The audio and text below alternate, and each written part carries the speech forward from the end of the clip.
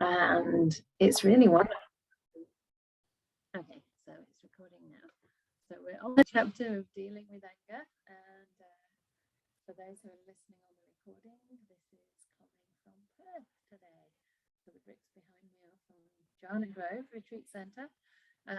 It seems my connection's a little bit in and out, so sometimes it might be harder to hear me. Not sure what I can do about that, except keep going anyway. If it's too difficult to follow, then feel free to give up, but be patient if you can. And we can follow the book. So today we're starting on page 63. And I think we'll just get straight into it because we're a little bit late beginning today. So let's go for it. And please do raise your hand at any time. If it's a good place to pause, then we'll come to you. If not, we'll come to you in the little break when I stop reading. And anyway, along the way, I'll pause and ask for any comments or questions to be raised. I would really love for this day in particular to be more of a discussion, because I have been quite busy meeting with people here that I haven't seen for a very long time. And it's just really nice to hear different people's perspectives and to hear a little bit about your lives and how these teachings are relating to you, or how you are maybe considering or already applying these things. So it would be really nice to have a little bit of a discussion. I think I'm also still a bit jet lagged, so please forgive me if I'm a little bit slow. So just to encourage me before we continue, can you hear me kind of okay? Yeah, good. All right, that's good. Here we go. So we're on page 63 for those who have the book. And if you don't worry at all, because I will be reading it out. It's also, if you have the suttas, this excerpt is from Majjhima Nikaya number 145. And in this book, it's titled Punna's Courageous Spirit. So it begins here. The Buddha said to the monk Punna, "Now that I've given you this brief advice, in which country will you dwell?" And we'll have to go back to the whole sutta to find out which advice the Buddha has given him. But the point in this excerpt here is to see if he's ready to go off alone from the Buddha and practice the teachings that he's received. So then Punna says, "Bante," that means venerable, "I'm going to dwell in the Sunaparanta country." And the Buddha says, "Punna, the people of Suraparanta are fierce and rough. If they abuse and threaten you, what will you think then?" "Bante, if the people of Sunaparanta abuse and threaten me, then I shall think, these people of Sunaparanta are kind, truly kind, in that they did not give me a blow with the fist. Then I shall think thus, Blessed One. Then I shall think thus, Sublime One." So you see how he's turning it around. So even though they are actually abusing and threatening him, he's actually looking on the very bright side and considering how much worse it could really be. So then the Buddha says, "But Punna, if the people of Suraparanta do give you a blow with the fist, what will you think then?" "Bante, if the people of Sunaparanta do give me a blow with the fist, then I shall think, these people of Sunaparanta are kind, truly kind, in that they did not give me a blow with a clod. Then I shall think thus, Blessed One. Then I shall think thus, Sublime One." "But Punna, if the people of Sunaparanta do give you a blow with a clod, what will you think then?" "Bante, if the people of Sunaparanta do give me a blow with a clod, then I shall think, these people of Suraparanta are kind, truly kind, in that they did not give me a blow with a stick. Then I shall think thus, Blessed One. Then I shall think thus, Sublime One." So it's getting worse and worse, huh? "Bante, if the people..." Oh, we read that bit. Okay. "But Punna, if the people of Suraparanta do give you a blow with a stick, what will you think then? Bhante, if the people of Sanaparanta do give me a blow with a stick, then I shall think, these people of Sanaparanta are kind, truly kind, in that they did not give me a blow with a knife. Then I shall think thus, Blessed One. Then I shall think thus, Sublime One. But Punna, if the people of Sanaparanta do give you a blow with a knife, what will you think then? Bhante, if the people of Sanaparanta do give me a blow with a knife, then I shall think, these people of Sanaparanta are kind, truly kind, in that they've not taken my life with a sharp knife. Then I shall think thus, Blessed One. Then I shall think thus, Sublime One. Wow. Could you go this far? Would it be a good idea? Okay, I'll carry on to the bitter end and then we can have some discussion. But Punna, if the people of Sanaparanta do take your life with sharp knife, then what will you think? Bhante, if the people of Sanaparanta do take my life with a sharp knife, then I shall think, they have been disciples of the Blessed One who, being humiliated and disgusted by this body and by life, sought to have their lives deprived by the knife. But I have had my life deprived by the knife without seeking for it. Then I shall think thus, Blessed One. Then I shall think thus, Sublime One. Good, Punna, good. Oh, good, Punna. Possessing such self-control and peacefulness, you will be able to dwell in the Sanaparanta country. Now, Punna, it is time to do as you think fit. Then, having delighted and rejoiced in the Blessed One's words, the Venerable Punna rose from his seat, and after paying homage to the Blessed One, departed, keeping him on his right. He then set his resting place in order, took his bowl and outer robe, and set out to wander towards the Sanaparanta country. Wandering by stages, he eventually arrived in the Sanaparanta country, and there he lived.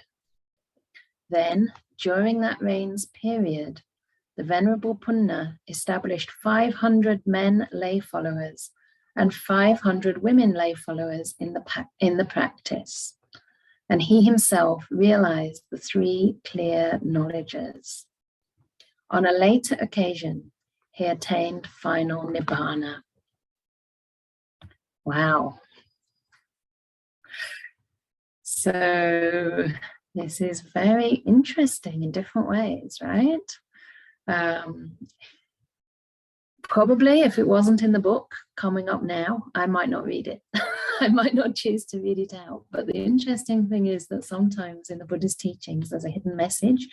And sometimes we want to kind of skip things because it sounds a little bit like dangerous, or it sounds as though it could be misinterpreted to some extent.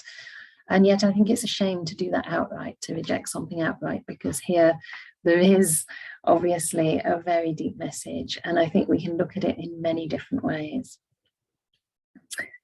Firstly, I guess I would like to say, I'll read out Manori's comment. She says, I think Ven Punna had improved his metta quality to a high level, way above the mere mortal that I am. And that's really true. And that's why the Buddha actually praises him for having such self-control and peacefulness. And in a way, it's reminding me of that other sutta that's quite extreme called the simile of the saw, which I think we've had maybe last week or in a previous week in this chapter on dealing with anger. And it's similar in the sense that in neither case is the Buddha actually recommending that somebody go into such a situation. Okay, I think that's really important to make clear, first of all. He's not actually saying it's part of the practice to test yourself out by purposely putting your life in danger. That's not the teaching here, right? Because the Buddha's teaching about harmlessness, and one of the things he recommends over and above everything is spiritual friendship, association with the wise. Yeah, he says this is the whole of the holy life. And also sapaya, which means conducive conditions. Okay, and conducive conditions normally means any place that you find helps your wholesome qualities to increase and the unwholesome qualities or mental states or thought patterns to decrease. So that means it might not be the same place for everyone, right? Which is why we need lots of different monasteries, including bhikkhuni monasteries. You know, I might thrive in one place and not in another. You might thrive in a place that's, you know, welcoming to people of all genders or all colors, and not in another, which is maybe not so welcoming. Yeah. One person may thrive with a teacher, maybe who teaches the Mahasi practice. Another person may thrive in a place where no particular practice is offered, but you're able to practice whatever appeals to you. Another person might thrive in a place with a very strong structure. Another might want more flexibility, more of a kind of free structure that you can find your own rhythm within. Yeah. Some people might enjoy a hot climate, others might enjoy a cooler climate. So what is conducive to one is not necessarily conducive to another. And clearly in this case, the Venerable Punna wanted to go somewhere that he knew and the Buddha advised him could be rough, could be very rough, you know, to the point that there could be a likelihood of him being attacked. And the Buddha wanted to test him out. And I find this part interesting because he's not actually testing him out based on whether or not he may risk his life physically. He's more testing him out on whether he's mentally able to deal with such context. And in a similar way to the simile of the saw, I think this points to our true well-being being less about physical conditions than about the effect of conditions on our mental state. Yeah, this could be one way of interpreting this. That even if you are attacked, if in that context you're able to maintain a very peaceful mind of loving kindness, of forgiveness, of equanimity, of self-control, as he says here, then you might not really suffer much harm. Yeah. And I think also in this sutta, it seems as though the Venerable Punna probably thought that there might be some advantage for the people of that place if they would receive the teachings of the Dhamma, so much so that he was willing to risk his own safety to a degree.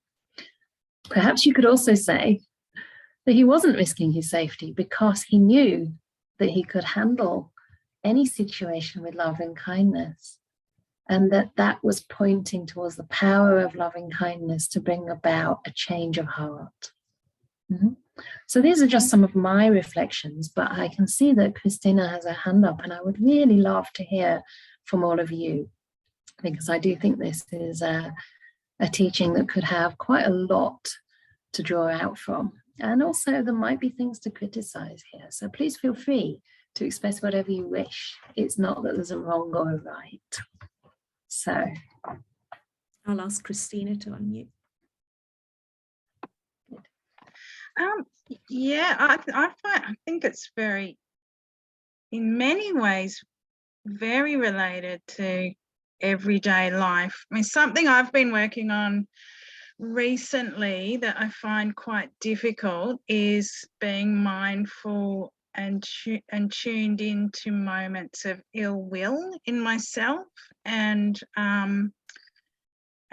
dealing with that in various ways. And in some ways, this teaching is reminding me a little bit of the work I've been trying to do within myself around ill will, because what I've noticed is my ill will pricks up when I feel or I notice, or it might be a complete misinterpretation on my part, but I perceive some sort of threat, and it might be a real subtle threat, and usually it is quite subtle. You know, it's not someone physically threatening me, but it might be in my work setting. Someone just makes a comment or something subtle that, you know, I perceive as a threat. So yeah, I'm liking this because it's intersecting nicely with some of the thinking I've been doing lately around ill will. And I think most of us, a lot of the time, are going into circumstances, into countries or metaphorical countries that are hostile. I mean, every day I get on public transport, in some ways I'm taking on the possibility of some, just being out in public, being out in the world, it's not necessarily a safe place. So yeah, I think there's a lot in this. So yeah, I'll let other people speak. I won't carry on for too long on that, but yeah, I'm thinking ill will connects nicely with this. Yeah, and it does feel to have very practical day-to-day application in this culture, in this point in time. Yeah, wonderful. That's a really good point. Well, several really good points there. And I love how you brought that back to, the things that you're working with in your daily life. Absolutely.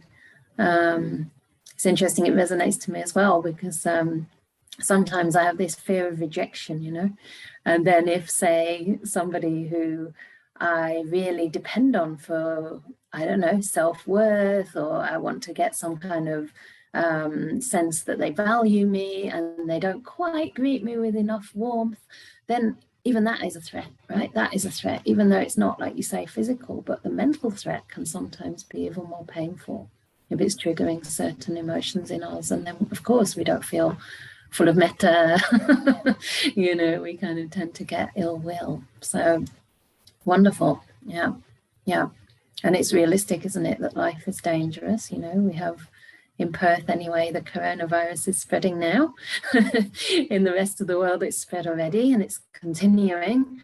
But certainly, this is also a kind of threat. It's like, how are you going to face that threat? Are you going to stay in? And, are you going to sort of pull back from life so that you're not able to benefit people in your workplace, or maybe even the people around you that do seem hostile? Sometimes if you just give a smile to someone on the train, the whole atmosphere changes. So it's great. I'm so glad that you brought that applicability out. Thank you, Christina. We'll ask James to unmute. Hello. Hi, James. Is it nice in Perth? Is it all sunny and stuff? Yeah, it's quite hot. There's different aspects to heat because the sun's very strong. You can easily get burned. But it's been cooler. The wind's cooling off and there's a bit of rain recently. Oh, lovely. The British always have to do a weather report, isn't that true? Yeah. It must be fabulous for you to be back. It's wonderful, thank you. Yeah. Real, I would say. So I like the fact that Sutta ends with him converting a whole load of people, but doesn't actually say that he ended up being punched, stabbed, abused, or in any way sort of like attacked. So I like to think that the only instruction relevant was that only if they abuse or threaten him, that he's given them loving kindness and a positive response and everything, and that was possibly enough to sort of nip any further escalation in the bud, And certainly something I intend to do. I ironically think of myself as both advantaged because I don't get a lot of hostility in my life. But on the other hand, I kind of wish I did a little bit just to have a bit of practice, you know what I mean? Because if these things come out of the blue, does that sound weird? Like you don't really know how you might deal with a situation until you face it. But if you are reading teachings like this and you have it in mind and you're at least practicing it on some level, then you are pre-configured, hopefully, that should an unpleasant situation arise, that you're not going to fly off the handle or everything. So yeah, I am confident. At least it reminds us. Exactly. And I think I said some weeks ago about with the one with the saw, about you chop the person's legs off and they're still not allowed to be annoyed about it, basically, to be very basic. Perhaps this is kind of the same thing. If you go into a situation thinking that, even if these people stab me to death, then, I'm going to try and raise some loving kindness, then it makes just being nice to someone who's just being a bit of an idiot to you that much easier, I don't know. It's not Puts too things in perspective, doesn't it? That's it. Yeah, it does. It's yeah. Things could be a lot worse. They could be stabbing you rather than just calling you an idiot. Anyway, sorry. I'm not sure that's very useful, but No, it's always extremely lovely to hear different people's reflections, because sometimes just pointing that out, it's almost stating the obvious, right? That it ends so beautifully, and yet it's so key to this whole passage. It kind of shows the purpose of why the Buddha taught like this, and why it was important to preserve such a teaching.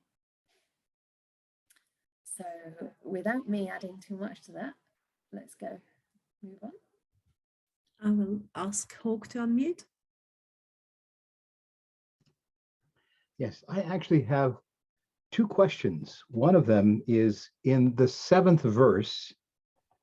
It says, one who being repelled, humiliated, and disgusted by the body and by life, have sought an assailant, but I have obtained this assailant without even a search. What does that mean?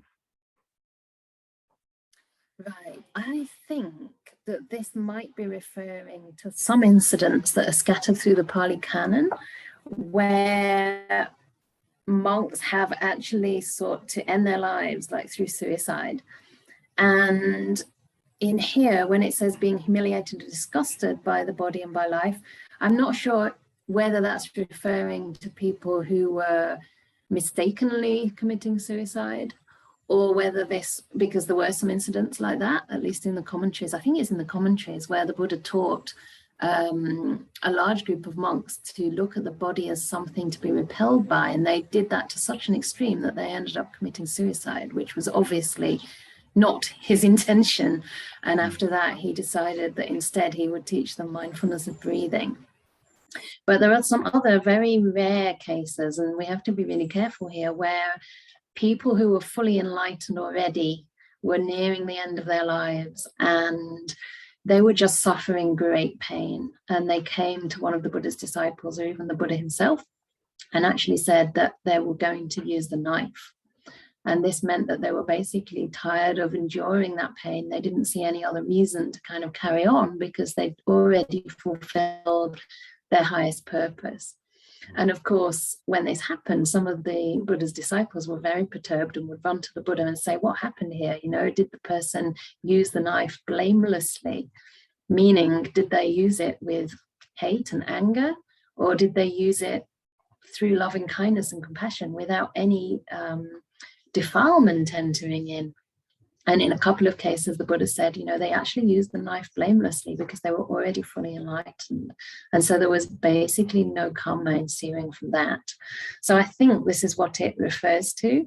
And again, it's one of those teachings that's not a suggestion, of course, but he's just obviously taking sense restraint and using that kind of way of flipping the thinking process, even the most, horrendous outcome, into something more positive, in order to protect his own mind here. So I think that's what it refers to. Understood. Does that make sense? Yeah. My second question is, in the 7th, at the end of the 7th verse, it says, and he himself realized the 3 true knowledges. Does that mean he became Sotapanna at that point? And he wasn't a Sotapanna before that? It could well mean that, but I'm going to actually check, because there's a little note in here, and hopefully I can find it in the back. The 3 true knowledges is usually referring, I think, to like the breaking of ignorance, which means an understanding of karma and rebirth, and also an end of the, actually, I thought it usually refers to an end of the asawas, but sometimes it refers to seeing the 4 Noble Truths. So here he's obviously not fully enlightened, because it says on a later occasion he attained final nibbana. So I'm going to have a look in the footnotes to see what it says there. So it's dealing with anger. Number 2. So yeah, the knowledge of one's own past lives, the knowledge of how others pass away and take rebirth or a new birth according to their karma, and the knowledge of the destruction of the influxes, that is arahatship. So it is confusing, because the 3 knowledges usually refer to full enlightenment. Okay, so I think what it must mean here is he became fully enlightened, and when it says on a later occasion attained final nibbana, that must mean parinibbana. So that must mean the Candā cease, and he actually disappears from this world at the time of death. You can't really say an arahat dies, but an arahat attains parinibbana. I think that's what it means here. Okay. So yeah, That's how close he would have been. And I guess we could infer from this sutta that he could have very easily already been an anagami, which would make sense given that he was able to, or he felt so confident in his ability to withstand all kinds of affronts and abuse. You know, because if somebody's an anagami, they're basically free from greed and aversion, any kind of ill will. So, so it seems he became an arahat. It's rather wonderful, isn't it? Yes, thank you for that. And it also says that, very welcome. It also says that he established 1,000 people, male and female. Notice how it's even in numbers. So, you know, clearly, probably it's not counted to the exact person, but it's definitely showing that, you know, the Buddha and his disciples taught equally to all, you know, not based on gender. It wasn't like, okay, you're women, you have to stay at the back, you're not going to get any teachings, you sit behind everyone else. You know, clearly they all had the same kind of level of guidance and input. So when it said that they became established, I would think that they could have perhaps become stream enterers. Normally, one who's established in the Dhamma is one who sees the Dhamma, at least breaks the delusion of a sense of self, sees the noble truths for the first time. So I will ask Veronica to unmute. Right. This may not be a very helpful suggestion because I can't remember it properly, but there are a couple of books written and they're published to do with the Amaravati Chithurst Forest Sangha set up in this country. I'm in UK. And there was a monk, an Ajahn, who went traveling to the northeast of India with a layperson with him. I don't know if I'm allowed to say names or not. I don't know if it's, but in the book. I guess it's just Cheetah and Nick. Yes. I thought somebody would know. Yes. Fine. No, I don't know. Do you remember the incident where they were actually in Bihar? They were actually set upon by robbers, and the layperson was terribly frightened. He fully recognizes that, but Ajahn Sutito actually just said, "I've just got my robes, guys," sort of thing, and they were astounded and didn't touch him. And that just shows that this sort of attitude can be realized in the world still now. And I just feel that's a sort of optimistic thing to think about. That's all. Yeah, thank you. Thank you. Yeah, wonderful to refer to that story. It's reminded me of that. Yeah, I think, you're right. Ajahn Sucitto kind of surrendered to it, basically. I'm not sure he was free from fear, but as far as I remember the story, he actually sort of put his head down and sort of said, you know, do what you wish. And I'm sure that is completely confounding for somebody who really wants to inflict harm, because part of that anger is like it feeds off a buzz, doesn't it? It feeds off other anger. It feeds off the fight, so to speak. So if somebody's saying, well, do what you want with me, you know, it kind of deflates the whole thing. There's another story by someone, I don't know if I want to say their name because I wouldn't necessarily recommend their teachings, but they were actually confronted somewhere in America on the street, and somebody said, you know, I'm going to rob from you and just kill you, basically, right here. And they kind of had enough presence of mind to basically say, well, I don't think that's a good idea, you know, do it if you want to, but it's probably not the best thing for you to do. And they again got completely freaked out and just ran away, literally ran away from this woman. Yeah. So the trick is kind of having that presence of mind, huh? Okay, we'll come to you both quickly again before we move on. I'll ask Christina to unmute.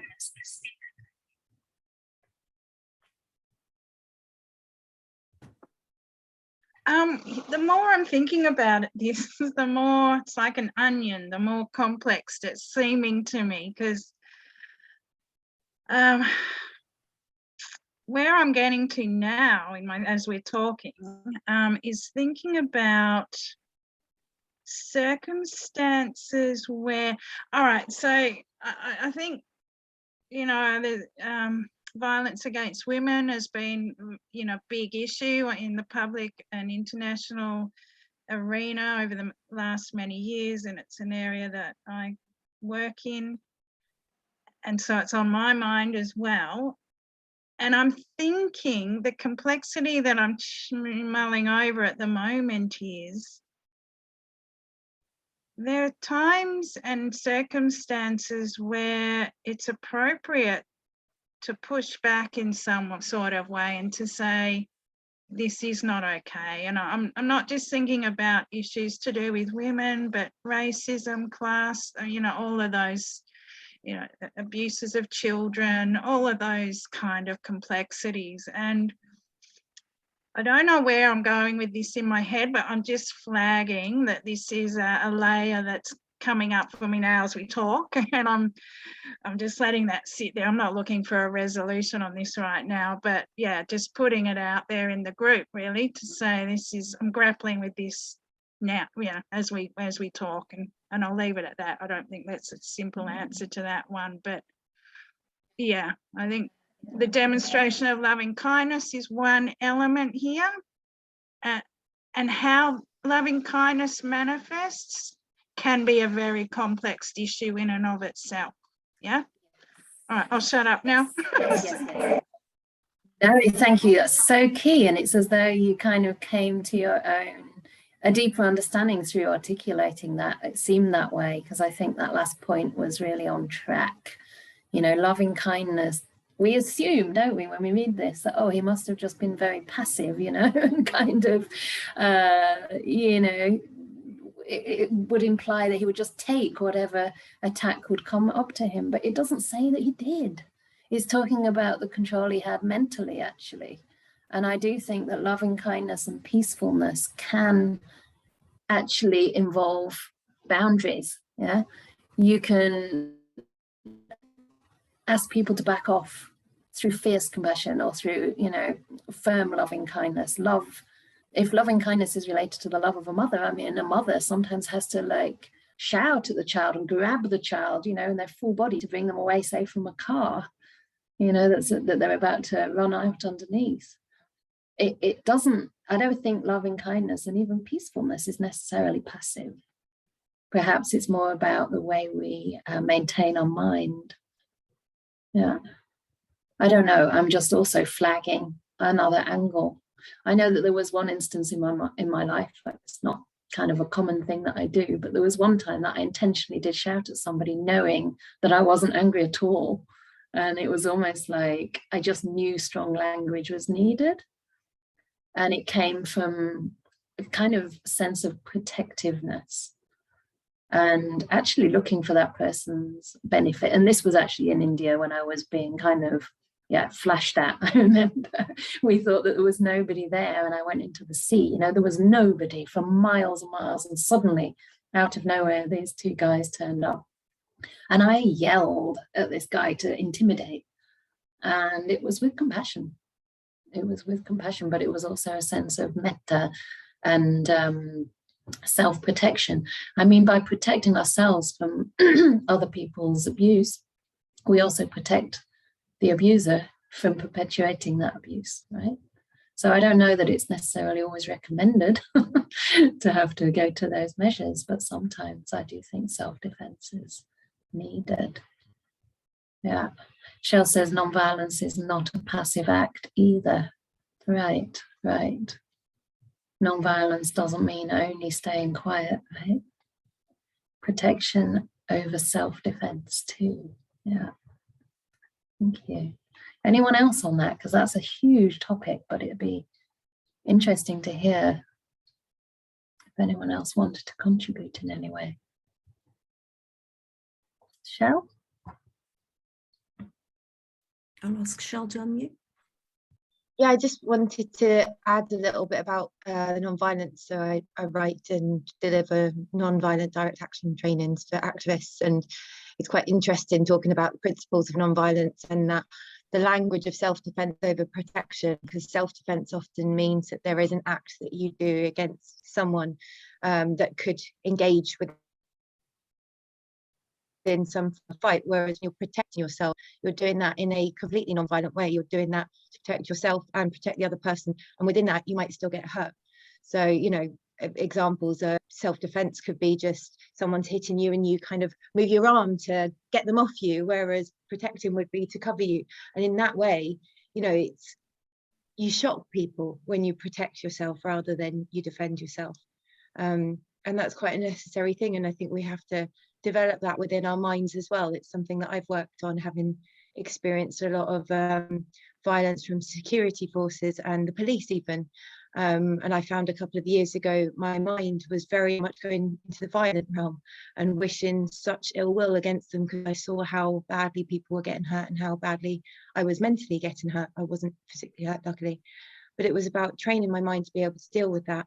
And since then, I've engaged, unfortunately, with the police, and I've been almost surprised at what the practice of metta has done for me and how it's allowed me to stay composed in those situations. But also then it makes me feel even more compassion when I see the police say things that are just awful, quite frankly, that comes out of their mouths. And I feel, yeah, a sense of compassion that they're in that position and that they don't see what they're doing is actually harming themselves more so than harming me, actually. Yeah. Thank you. Yeah, beautiful. Thank you for sharing. I hadn't thought about that difference between self-protection and self-defense. It's quite interesting. So yeah, wonderful that you've had that training, and I guess the compassion comes around when you see that other people don't have those skills, right? They simply haven't received that kind of training. It's not that they are necessarily bad people, but how do we do this if we haven't had those skills? Yeah. Okay. So come back to Christina and then, oh, and Kelly as well. And then we'll move on, maybe, or maybe not. It's a really great discussion. I enjoy it.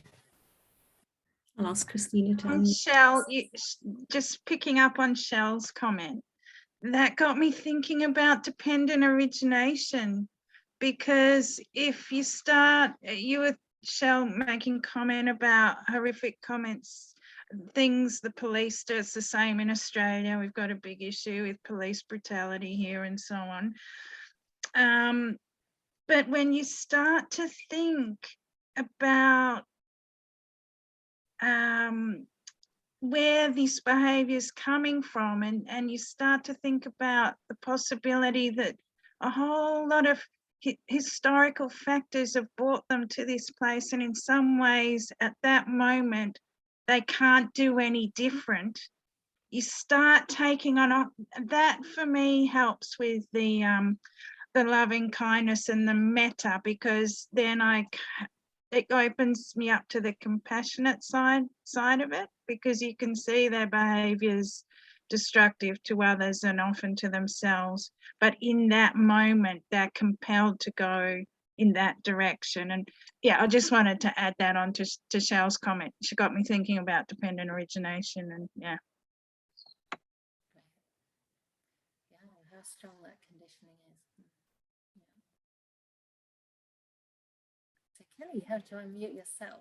I can unmute myself. Yes, I was just thinking about two different approaches to this. On the one hand, being kind of an aspirational thing in training the mind, and I found that metta practice then also really helps in kind of a day-to-day situation where these things might arise. And I'm quite lucky that, like other people have said, I don't have to worry about being attacked particularly, but dealing with people who are quite difficult, or who might hurt you with their words or things they expect of you. And so I was thinking about a kind of day-to-day practical things you could do in the moment that help you to deal with that situation when your mind isn't quite prepared yet to deal with it in the way that someone close to enlightenment might be. So, I mean, from my experience, I do find that taking a few breaths when something like that happens really, really helps. and also if there is time to reflect on what causes that person to do what they are doing that is harmful. And I just wonder whether there's any other suggestions you might have for that in the moment dealing with a situation like that. Yeah, great. Thank you, Kelly. Yeah, I think like you already pointed to, an ongoing practice of metta is really key, because this is actually dealing directly with the roots of aversion in the heart, in the mind. And I think, you know, unless we train ourselves in loving kindness and also in mindfulness, it's very, very difficult to suddenly bring it up on the spot. So I do think a regular practice is absolutely key.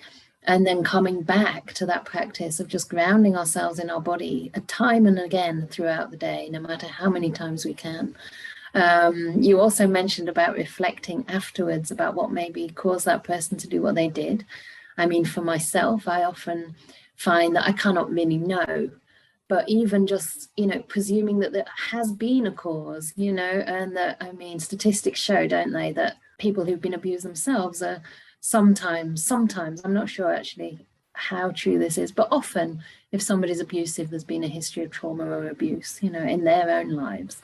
Certainly I've had experiences that way. So I think this is also really important, so that we don't like carry on that resentment and build it up after a particular incident's happened. Taking deep breaths is wonderful. I really feel, actually the next sutta kind of goes to what I would answer more or less, which is mindfulness of the body. Really embodying a sense of mindfulness, again, as much as possible throughout the day. And this is possible to the extent that we've taken the time to practice it, because for myself, if I manage to have a fairly continuous mindful awareness of the sensations in my body, then when somebody approaches me maybe with unpleasant words or even something that seems like a threat, I immediately feel it in my body, and the mindfulness goes to that place. That gives me a chance to develop equanimity or respond before I react. So to actually respond to the sensations, first of all, to actually acknowledge them and to say, okay, I mean, it's not like you have time to say it mentally, but just by being with those sensations, a certain amount of self-awareness is present there, and that can give us that space to pause before moving into unwholesome speech. I also find it kind of creates like a sort of force field, the metta as well. It can create a kind of sense of real groundedness, centeredness in the body, so that if people come at me with, say, maybe a difficult email or something like this, I can again take refuge just in that sense of groundedness, yeah, on the spot. So that's what I tend to do. I mean, traditionally there are these kind of funny things that we pass down through British culture, like drink a glass of water, turn the other way, count to 10. I mean, it's not a bad thing if you are about to react by blowing up at somebody, you know, just actually walk away for a moment. You know, if you have the presence of mind to say to that person, at this moment, I'm struggling with that, just give me a moment to pause and I'll come back to you. It's probably unlikely you manage to get a whole sentence out, but sometimes you may, you know, you may be able to just say, I find that quite difficult at this moment, give me a moment, you know. Or yeah, just try to reflect on it after that. I don't know, I might, like I say, I'm still a little bit tired, so that might not be particularly structured way of answering, but if anybody else has any thoughts, please do share. There's two more people would also like to say something. It's just a comment, and I think the non-violence itself is a very complex area, because if I would get threatened or attacked or whatever, it's my decision to react or not. Yeah. So theoretically, I can say, okay, kill me. Yeah. But I can also, most likely in a reflex, try to attack the other one in self-defense.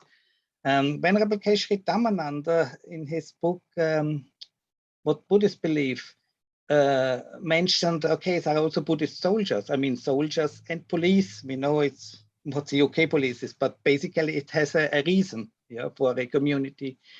So what are they doing? And he says, well, a soldier, if in defense, not aggressive, does violent acts if needed, and then to do it not with bad intentions, almost like attacking with metta, yeah. But I think the complexity, and I don't expect a big answer. I think everybody has to decide. It's fine if I say I'm getting attacked, I don't react. But what do you do, let's say, if someone comes with a bomb, runs to a group, and you could theoretically either go on him and explode both of you before it goes to the other people, yeah? Or do you say, I'm not doing anything, and he runs to the group? So, you know, it's very, I mean, that's an extreme bound. It's a much more complex, because then if I say non-violence causes more harm on the others. And I don't think there is an easy solution, but just it is a very complex thing. And like in politics, to be a theoretical person, and theoretically we know what is the correct thing, but a realo who has more complex in the society. Just a comment. Thank you. Great, yeah, great. So important actually to flag that. And I think, you know, specifically talking about the complexity, but also you flagged about the different intentions people may have. And that is the complexity, isn't it? I mean, the Buddha said that karma, which is basically intention, is so deep and so complex that it's almost unfathomable. And I think that's such an important point to raise, that it's not necessarily the act itself, but where you're coming from. And there will be a difference. I mean, I wouldn't imagine that it's good karma to kill anybody, even for good reason, but it's far less bad karma than killing somebody purely from out of hate. You know, it's much more gray, if you like. You know, there are different shades of gray. And I think sometimes in life, it isn't perfect. Life isn't perfect. Situations are, like you say, complex, you know, unexpected, and we might have to make a snap decision in a particular circumstance. Again, it just points at the importance of trying to purify intention, because then we're less likely to come from a place that's, you know, extremely damaging for us in the longer term at the level of karma, right? The result might be the same, that we lose our life, but, you know, what about rebirth? I mean, if we're willing to take that doctrine on faith, and we do consider that there could be rebirth based on our the quality of our intention in this life, the quality of our, you know, thought and speech, which is a direct outcome, sorry, speech and bodily action, which is a direct outcome of intention, then we would definitely do well to try and purify our mind, certainly, yeah. And just trust, really, that if we are coming from a good place, sure, we may still do things that harm ourselves and others, but it is going to be minimized. You know, and that might be the best we can do. You know, we might be in some very difficult situations that we just have no control over. Yeah. We can't be black and white. Wonderful. I'll ask Louise to unmute. Thank you. I was thinking from a perspective of memories of past trauma that arise, that are kind of not sort of lingering, and whether I was interested in using that, well, they only did that to me, and whether that, use that, and whether that would be helpful. And then it got me on to thinking, actually, is metta enough to heal past trauma? And better practice feels really, really important to me. And I feel I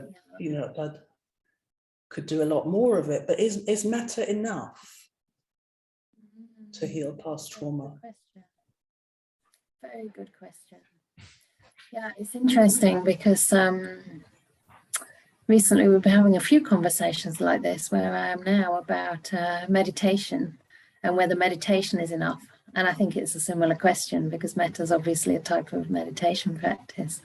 And I really do think there's a scope for and a need for psychological support sometimes, whether that be trauma counseling or, you know, something like the 12-step program for addiction, or, you know, maybe dependent relationships, codependency, whatever may be the issue. And I would see it as just to make it very basic, that meditation is something that we do to purify the mind, when it's almost like it's one of the last stages in the gradual training that the Buddha lays out, right? So he starts the gradual training with some kind of sense of confidence. Having heard the Buddha's teaching, one develops confidence, and from that, you know, an understanding of suffering and the confidence that there's something we can do about that. And from that, he encourages us to practice virtue. So virtue is the foundation for the rest. From virtue, he talks about sense restraint, you know, which is a more refined way of purifying our conduct. And that's really looking at the mind, the way we use our mind, what we focus on. I mean, certainly in trauma counseling, as far as I understand, or at least in work that's being done on, what do they call it? The paravagal theory, parasympathetic nervous system. They talk about directing the mind towards signs that are soothing. So, for example, if you're in a sort of fight-flight state of mind, maybe triggered by past trauma, like anxiety, you want to run, you want to flee, you can start to calm down the nervous system by, for example, focusing on a beautiful flower, looking up at the sky, hearing the sound of birds. And, you know, they call that a glimmer. It's like just a moment that breaks that kind of response. And then it can move on to a glow, which is when you're able to hold that perception for like 30 seconds or something like that. And it's just a way for the nervous system to start to calm down. So, I mean, obviously, I'm not an expert in any particular field of counseling, or especially trauma counseling, but I really think there's some types of karma, or what I mean by karma is things we have to work with in this context, you know, not that trauma is your fault. Say there's been trauma in the past and you have this like very difficult emotions or trauma to deal with as a result of that. It might need specialist attention. You know, it's as if there's like parts of the practice that are quite smooth, but then other parts of the mental landscape, if you like, that come up and they're very contracted and rocky and, you know, compacted, and they need gently prizing apart with the help of experts who are well versed in that. So I do really think that you know, metta is a great start, but some people are not able to practice metta straight out. You know, they need to actually unpack a little bit of their past and maybe learn to see it through different eyes. You know, maybe do some body work, you know, some release that can come through the body. Things like yoga, you know, there are so many different approaches, but I think we have to be clear that these are part of sort of a gradual system of training, and there's a kind of whole spectrum, and meditation is somewhere towards, you know, the later part of that. So I don't know if that gives a little bit of an answer to that. Is that at all helpful, or is that sort of what you were trying to ask about? Yeah, please do go if you need to go. That's absolutely fine. I just want to read out one more thing. Is that okay, Louise? Is there anything else I'm going to read out Shell's comment because it relates actually to Gunther's last comment. Well, we still have that in our mind. So Gunther, you were talking about the complexity, right? And about something about if you're going to be attacked by a suicide bomber. So Shell's saying, doing nothing is being passive. The principle of non-violence is an act. So your example of standing by and letting it happen is not being violent.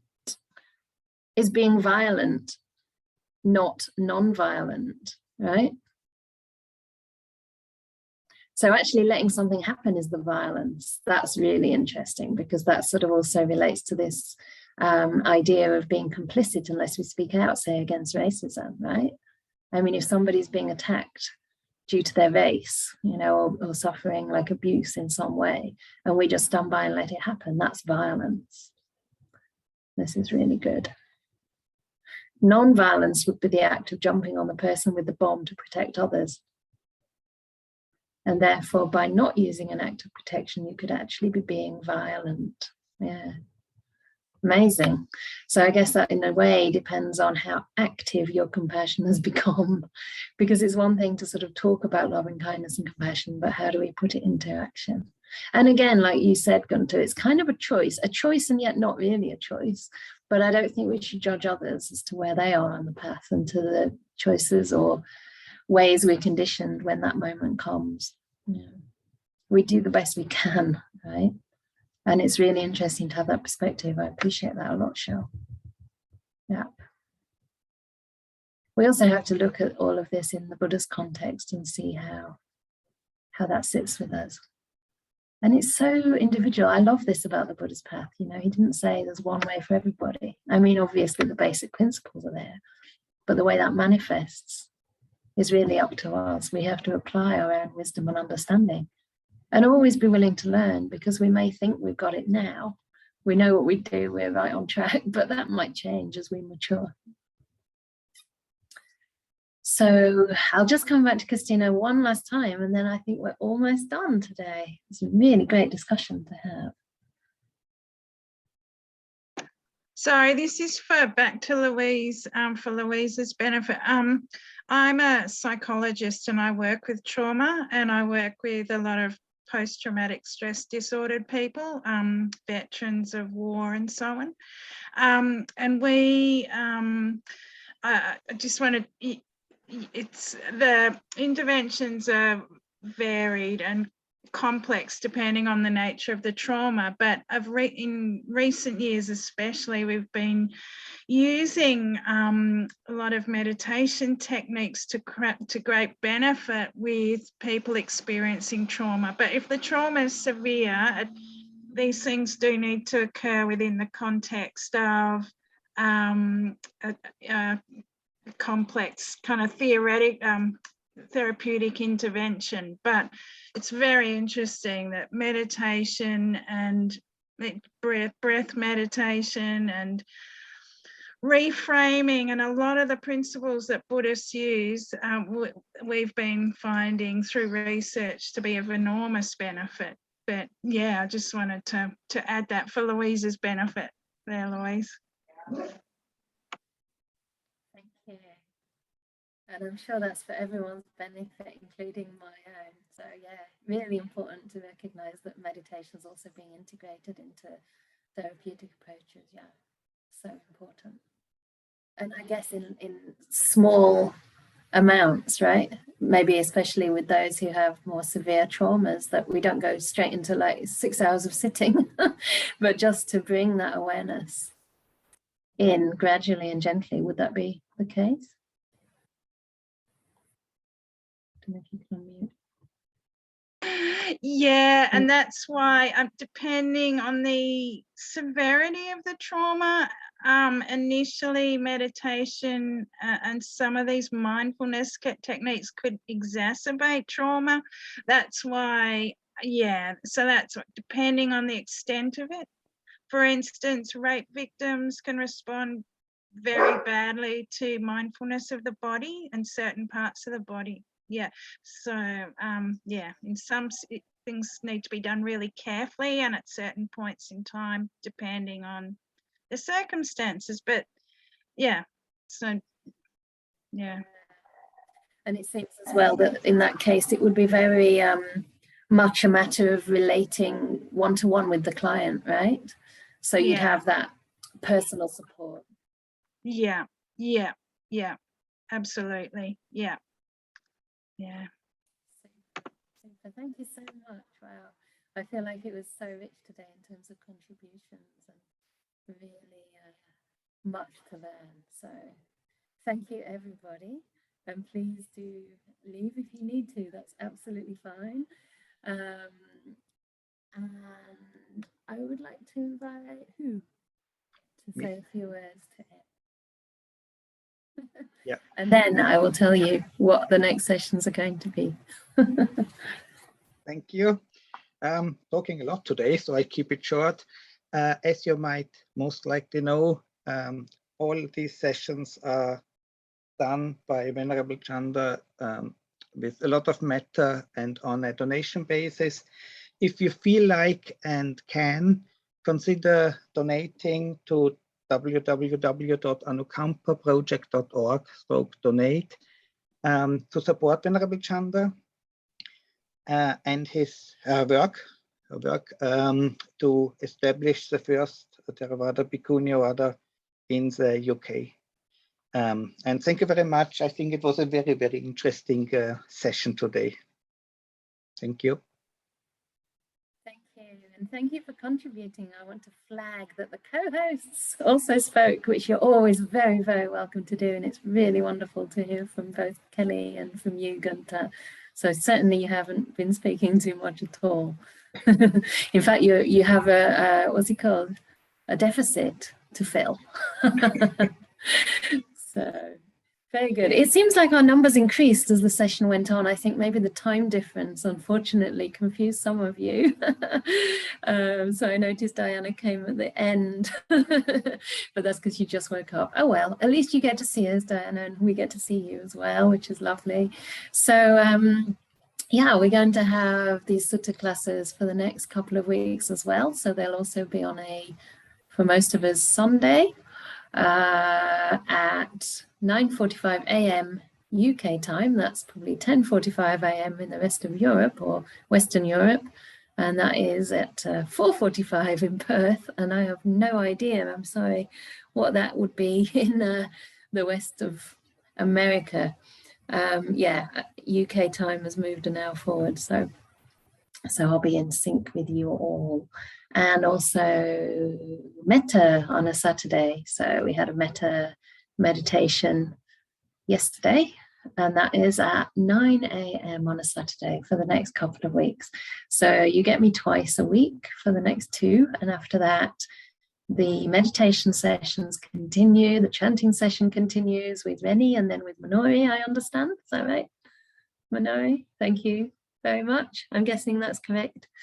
And I don't know if my connection is lagging here.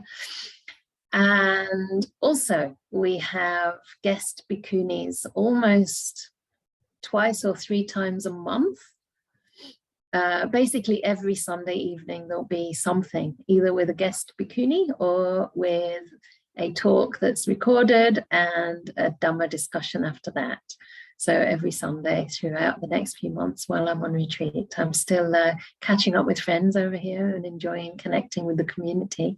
I'm hoping Christina's going to come visit. I'm here at Bodhinyana Monastery, Serpentine, so we can be in touch about that.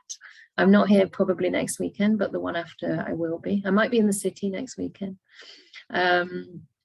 Anyway, so hopefully there'll be lots of Dhamma offerings for you to enjoy. So we're almost not quite out of time. So I don't know if anybody else wants to make a last comment, fill up the time.